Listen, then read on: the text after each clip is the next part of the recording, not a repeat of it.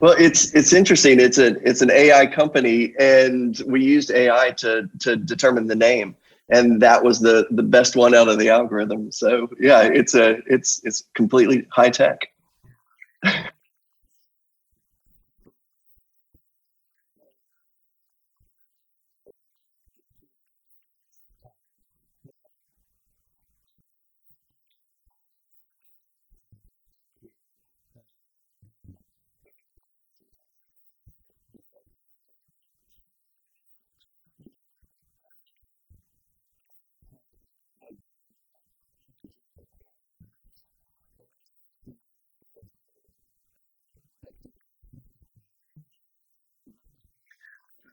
Yeah, I loved it. Yeah, I loved it. It was really cool to meet you. I'm surprised. I had lived in Malta for 3 years, where I trained as a doctor, and I'm surprised that you and our paths never crossed until that night after MedTech World. So, yeah, we actually met on the balcony at the celebration party afterwards, and that's where I was kind of able to tell you a little bit about Calmsie, and yeah, it was a good connection, a lot of good energy, I thought. So, but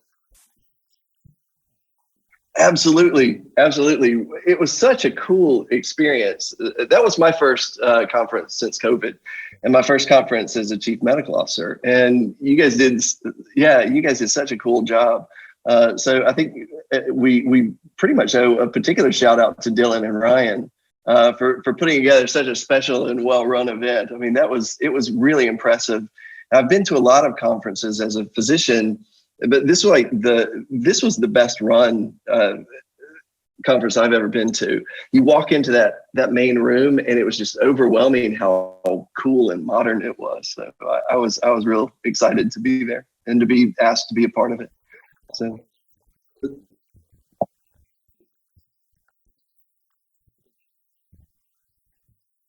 yeah, yeah.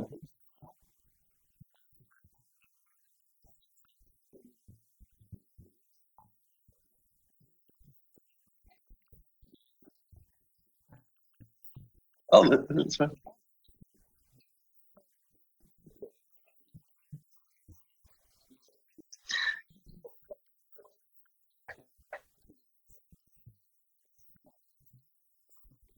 Yeah, I'll tell you a little bit about my impression of like the community there first, and then I'll tell you about one particular keynote that has affected us and kind of driven our business model since the conference, which is really interesting because I think it's kind of shaping our products over the next 2 years, most likely. So, well, Calmsie started in the middle of the COVID pandemic. So we were all kind of sitting on our couches creating these telemedicine platforms. And then it progressed to like mental health apps and digital therapeutics. We were doing this all from our patios. And then, the borders open up and you get to go to a conference like this, and you realize that you're part of this wave of people who are transforming healthcare. And when you think about it, people transforming healthcare from like a lab, and they're all dressed in white coats, but we were doing it from our living rooms and our home offices and stuff. So it was really cool to see the impact that everybody's vision has and the ideas have on each other as you get together as an industry. So I had, introductions and conversations there with people from different medical specialties. And they gave us, like I said, insights to our products that are shaping the way that we're doing things now, so much differently than before the conference. So it was a really good investment of our time. Now, one of the cool takeaway messages for me was from. Do you remember Ruthie Kadar from Microsoft? Yeah, yeah. She makes a good impression on the audience, and it really talked about some really interesting things. But one of the things that she said was that users are so used to like an enhanced customer experience on their devices that through other applications that they interact with on a daily basis, that they expect similar experiences through their healthcare interfaces. So that created all sorts of like really fun and challenging questions with my medical team, like how do you enhance the patient experience, and how do you gamify healthcare, and while still maintaining integrity and making sure that it's still evidence-based. So one simple speech, and I think it was like the third speech on the first day, really changed the way I approach my product development from a medical aspect. And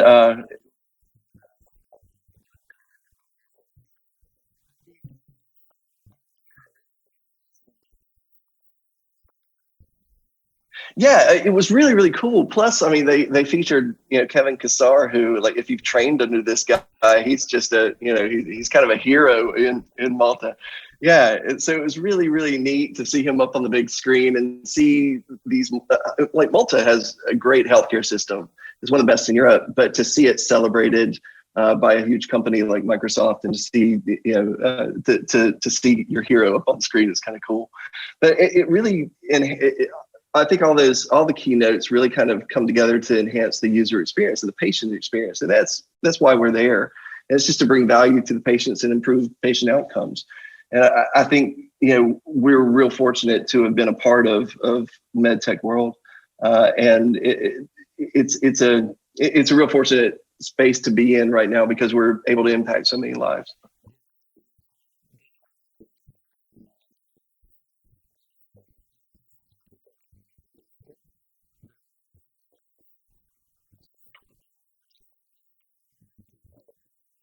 Yeah, yeah.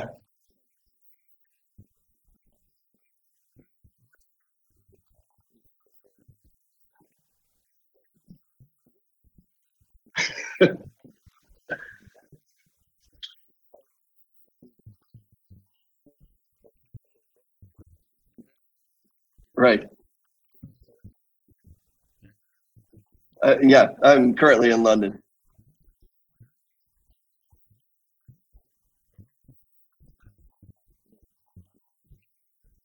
Oh no, I left yeah. Yeah, yeah. You leave the hospital. Yeah, it's really interesting. I was thinking about this question last night because I'd heard you mention it, on previous podcasts, and I was thinking about my journey, and it's not typical. It's got all these twists and turns, but we're kind of in a pioneering age right now with med tech and digital therapeutics. So I don't really think anybody's story is typical or there's a straight path into it.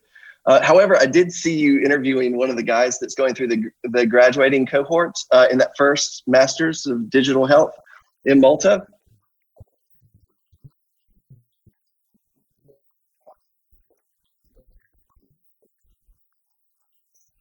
It was a lot.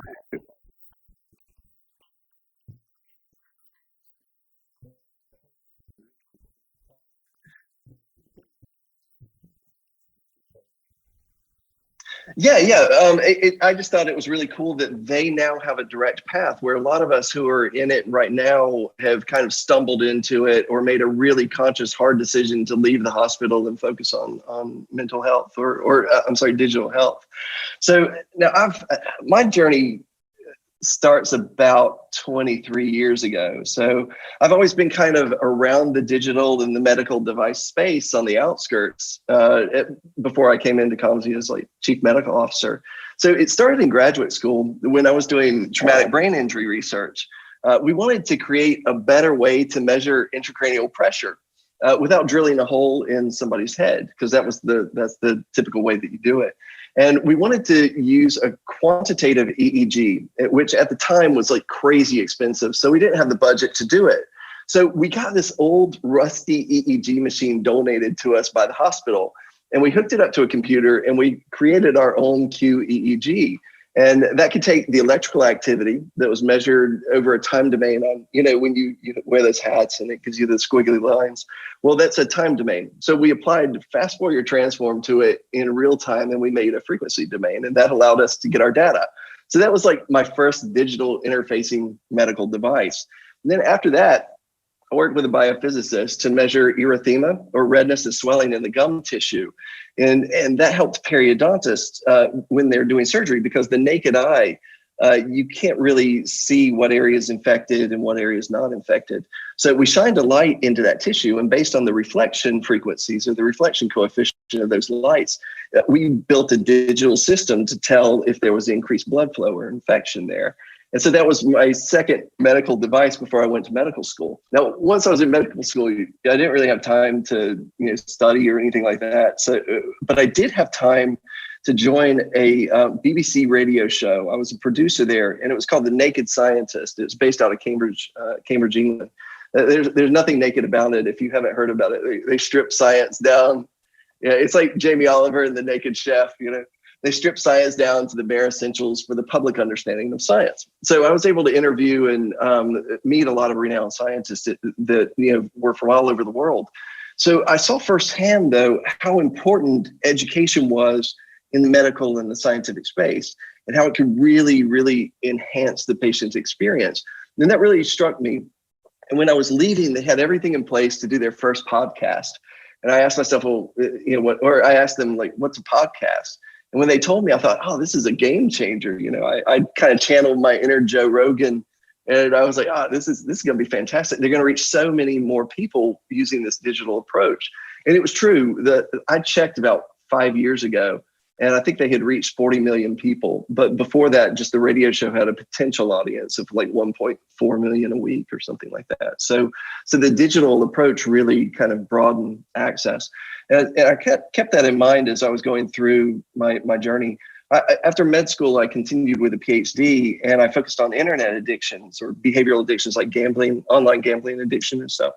And so by this time, I was really immersed in the digital space. I focused on gaming disorder, problematic social media use, and excessive porn use amongst users. And we really helped a lot of people one-on-one with these problems. But, I really wanted to scale up and help more people. And at the same time, I was getting an MBA in healthcare management from the United States. And I came across this concept called value. It was a lot of education.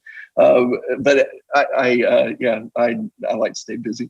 So I came across this concept called value-based healthcare, and I became obsessed with these models. So you're helping the patient, you're improving outcomes, you're helping the physician as well, and you're also helping the payer in like the most effective way. So it really solidified this vision to take healthcare a step beyond, or a step beyond the one-on-one patient interactions.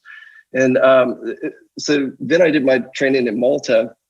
And like I said, it's one of the best healthcare systems in Europe. So I was surrounded by all these amazing doctors. I learned a lot, but the thing I was really focused on was value-based strategies. So I was always looking at like best practice models, best pricing models, and how you can integrate that into the system.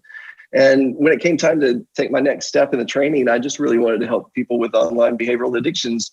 And I saw it was ruining so many people's lives. But the funny thing is, like, they weren't coming to the hospital.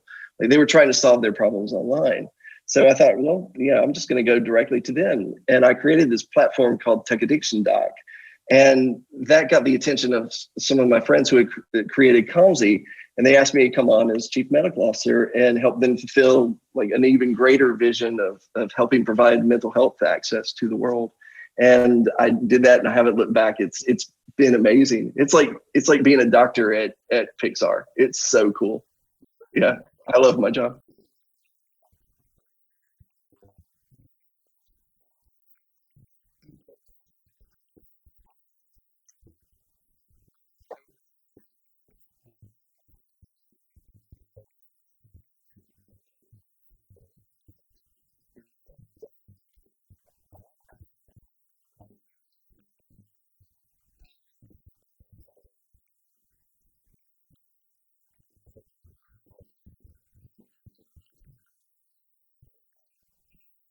Exactly. It's a broad scale, and you really can affect so many people's lives in a positive way. And and we think about that every time we start a meeting. Like, when we come up with a cool idea, we always think I have to look at it in both medical and business terms. And the first thing you think is, this is going to help so many people, and this is also a good business model as well. So it's an interesting take on that.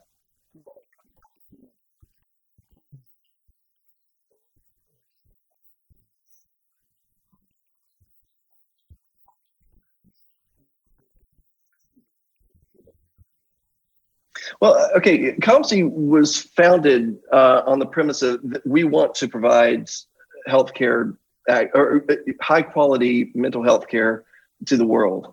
And so we're doing that by providing breakthrough solutions for mental health. And we do that through two major things, digital therapeutics and digital health products. So we're basically leveraging technology to personalize mental health care for everyone. And two of the main disorders that we focus on include depression and anxiety. And the reason why we're doing this is because depression worldwide affects about 260 million people. And anxiety disorders have I think it affects 29% of the population. So we've seen that there are huge barriers to care, though. We find that in low to middle income countries that around 75% of people who need it don't actually receive mental health care. And one of the main reasons for this is due to a shortage of specialists. And that's what we started trying to address when we created Calmsie. So there's roughly about one psychiatrist for every 100,000 people worldwide. And that's not, I think that there's a huge gap. I think the World Health Organization, I was talking to somebody today about it, and they recommend 20 per 100,000 or something like that. So we're really, we've got a specialist shortage there. And there are other barriers to care that include like cost, social stigma that's associated with just even, not only having a mental illness, but just talking about a mental illness. So, but it's not just in low to middle income countries. If you look at the US, for example, about 57% of adults with mental illness, they don't receive treatment. That's actually 26 million people. But the interesting thing about that, though, is that 22 million of them are covered by health insurance. So coverage doesn't always guarantee that they have access to care. So we address this and we help out the population by delivering either digital therapeutics or digital health products that are, we always like to say they're affordable, anonymous, and they're available 24 hours a day, every day. So we're basically putting high quality therapeutic support directly onto your device. So, or putting a psychiatry or psychiatrist. Yeah.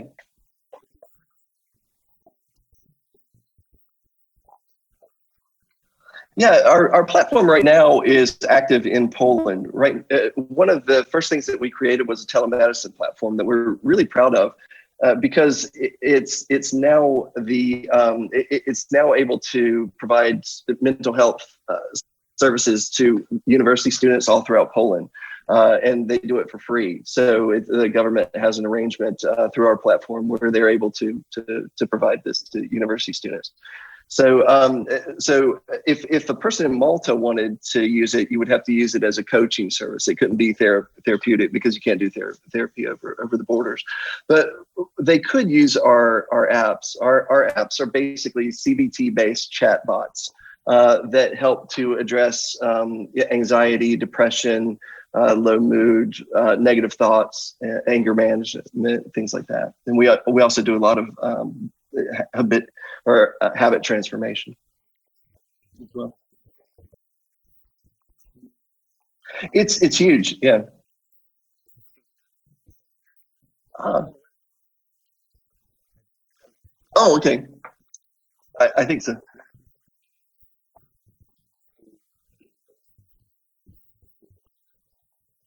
Yeah, yeah. Mhm.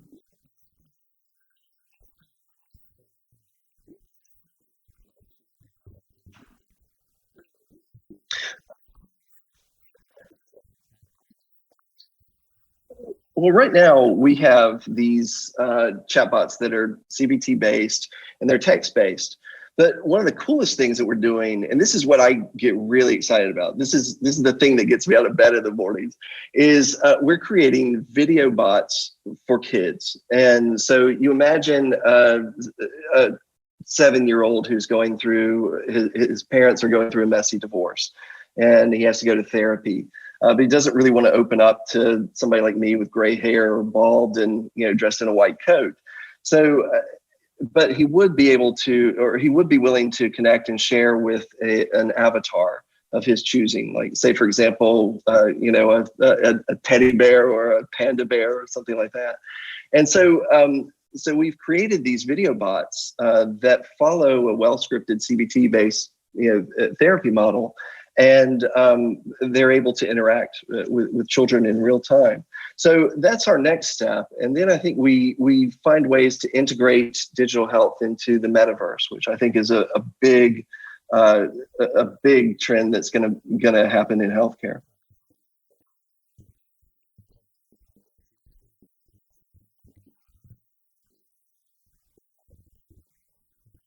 Yeah. Well, one of the interesting things about being at the MedTech conference was it was during Malta Week. So there were there were fintech people and there were gaming and gambling industry people there as well. So you could have conversations about digital health with a gamer or a person who designs games, and you could get some really good ideas about it. So we got a lot of interesting metaverse ideas based off of those conversations. So, but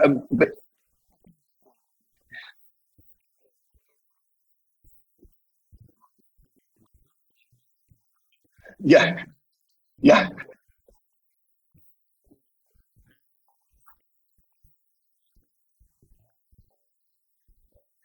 yeah. There are actually studies. Yeah, it's really a cool way to watch them interact. There are actually studies that show that kids can develop immediate rapport with them, and if the bot shows empathy, they can really have a conversation. And the thing that's really cool about it is it provides information for the doctor. So yeah, we've got the ability to analyze a conversation and raise up red flags. So if the kid's having crisis, we can direct them to get the help that they need immediately. If there are other red flags that are brought up, then at the beginning of the conversation with the physician in person, they can review it very quickly and say, okay, I saw last Tuesday you were thinking about this. So these bots aren't supposed to replace doctors, and I don't think they can replace doctors, but they can bridge that gap between sessions, because we found that even if you're insured, a lot of people only get maybe 3 visits a month, where they might need 6 or 7 visits a month. And this technology allows you to do that. And it allows you to do it when you need it as well. So say, for example, you have a panic attack and you want to go through an anxiety dialogue. You can grab the bot and go through it. So right now we're actually validating our adult products, and we're about to introduce the adolescent product into a study at the beginning of 2022. So we should have our first results February 2022.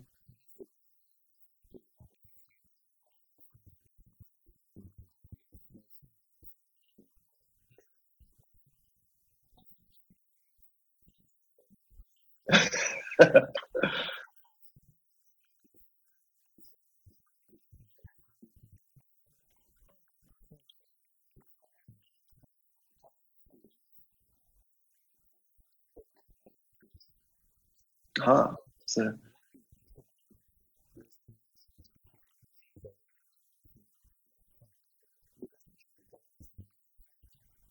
all right, tell me when the minute's done.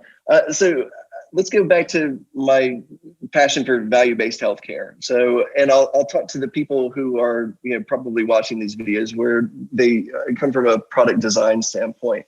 I think if you focus on lowering costs and improving care to improve outcomes, that's when you're really gonna elevate healthcare. And really, you see in all these pitch decks, everybody's like, oh, we're introducing psychiatry to the 21st century. Well, we're already here. And I think if you bring these value-based strategies, you really are elevating healthcare, and you really are introducing it to the 21st century with all this technology that we have.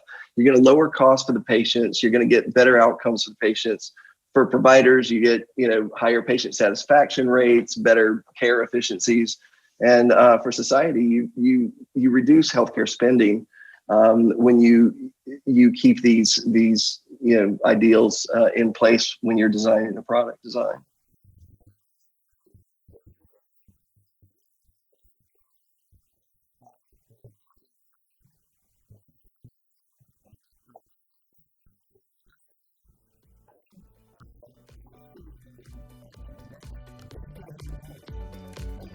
I can't wait. See you.